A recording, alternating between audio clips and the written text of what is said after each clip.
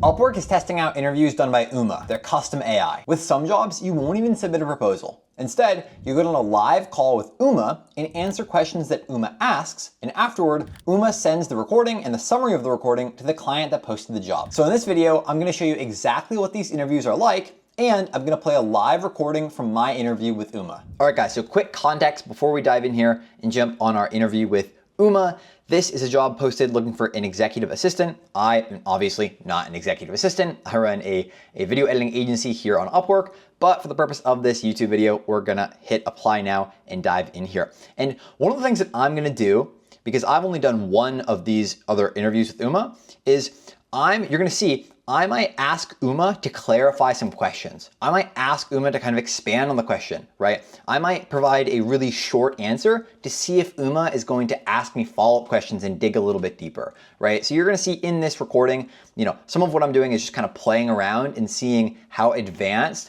Uma really is, and how much control and how in-depth Uma goes in these interviews. So with that being said, let's hit apply now and dive right in. You can see it pops up and says skip a cover letter interview instantly. So we're gonna click continue to interview here. And then you can see it's gonna ask me for permission for my microphone and for my camera.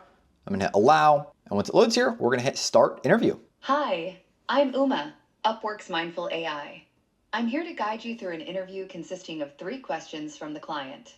Your answers will help them understand your skills and see how you might fit their project. Shall we get started?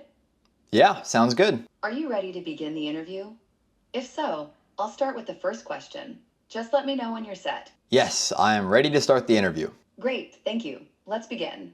Can you describe how you helped your executive transform or manage their life in a way where it led to improvements in their quality of life? Sure. I'm a little bit confused on what you mean by improve their quality of life. Could you expand on the question and give me a little bit more context? Of course.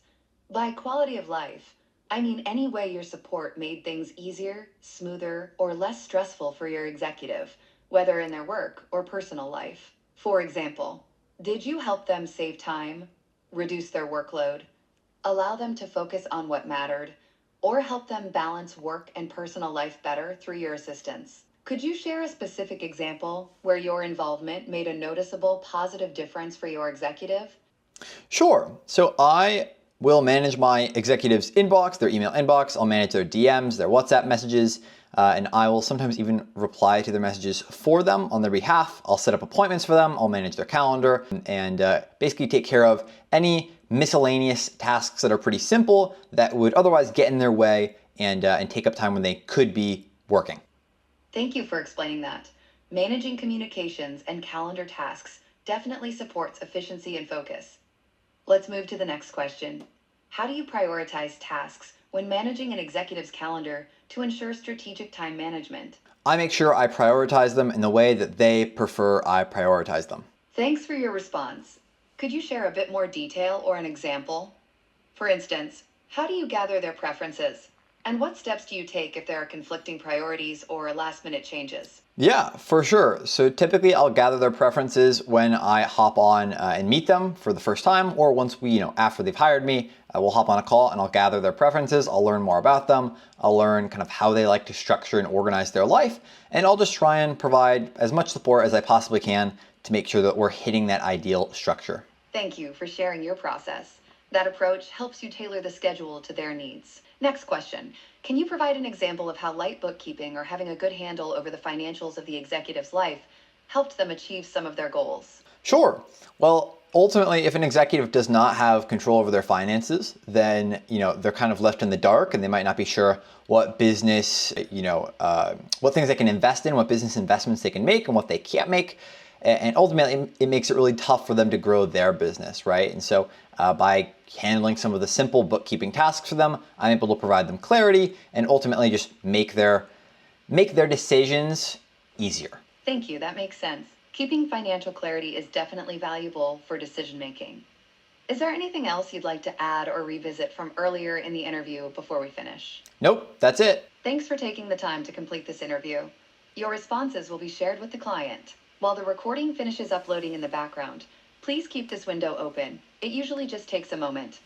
Once it's done, you'll be able to submit your proposal. Best of luck. Interesting. Super interesting.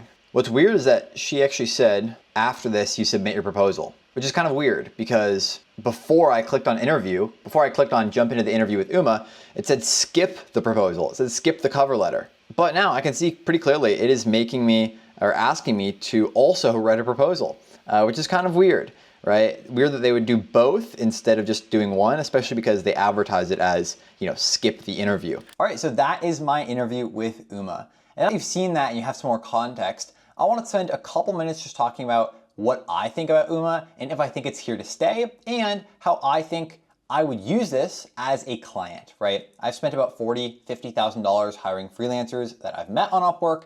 And so I do use the client account extensively. And I don't think Uma is here to stay. I think this is a pretty weird process, not only for the freelancer, but also for clients, right? And I know as a client, almost every single time I hire someone, unless it's for a really small task, I'm gonna get on a call with that freelancer or agency owner before I hire them.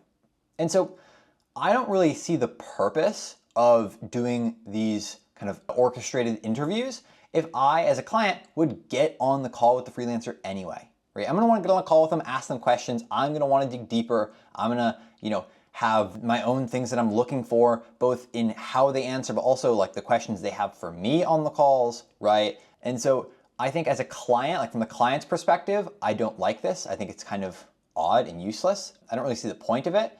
It doesn't really save you time, right? Because if you're gonna take the time to read a proposal, it's actually gonna take more time to watch a 5-minute video of every single person who did an interview with Uma, right? So it's not gonna save you time. And also, I'm gonna get on a call with them anyway, because I wanna ask them my own questions and I wanna, the client can customize the questions Uma asks, but I'm gonna want to ask that freelancer questions, and I'm gonna want to see if that freelancer has questions for me, right? And I want to see what those questions are. And so I just don't really get the purpose for clients.